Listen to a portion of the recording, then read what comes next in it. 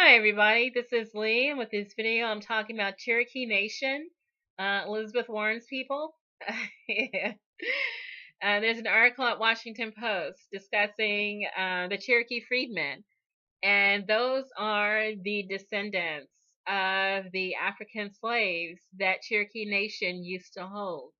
And so that's a truth maybe not universally known, that some Native American tribes did hold Africans as slaves, and that certain tribes also fought for the Confederacy during the Civil War.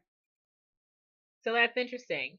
And so with Cherokee Nation, I'm actually not entirely sure if it's a situation like with a husband who's free, who has to buy his wife and children out of slavery in order to save them from slavery, in order to free them from slavery. Technically, since he bought them, that he is their owner, but non-technically, he's just doing what he has to do to get his wife and children out of slavery, and that's to purchase them out of slavery. And so I don't know if it's this situation with Cherokee Freedmen that they were purchasing friends, African descent, purchasing them, and then technically they were their owners, or if they were making purchases of slaves to work for the tribe for free, and basically being their owners and treating them as inventory. I'm not sure what the situation was. But regardless of that, U.S. District Court Judge Thomas Hogan ruled in a long-standing dispute between the Cherokee Freedmen, which are the descendants of the African slaves, and then the Cherokee Nation, which is the second largest tribe in the United States. And so the situation was that leaders of Cherokee Nation declared that the descendants of the African freedmen should not be considered Cherokee citizens unless they can show proof of Indian blood.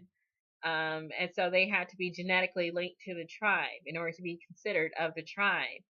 And that in 2007, more than 3/4 of Cherokee citizens voted to kick out or expel descendants of the freedmen and other non-Indians. And so, according to this U.S. District Court, that is no longer required, that they have to show proof of Indian blood. That if they are descended of the former slaves of Cherokee Nation, then they now have the full rights of tribal citizenship.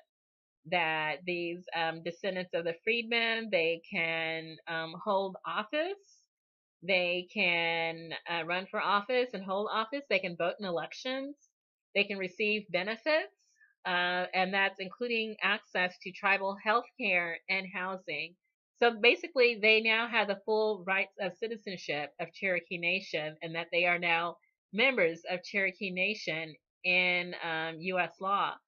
And so they have long argued, the African freedmen have long argued that the Treaty of 1866 that was signed between the United States government and the Oklahoma-based Cherokees did give them and their descendants all rights of their native Cherokees.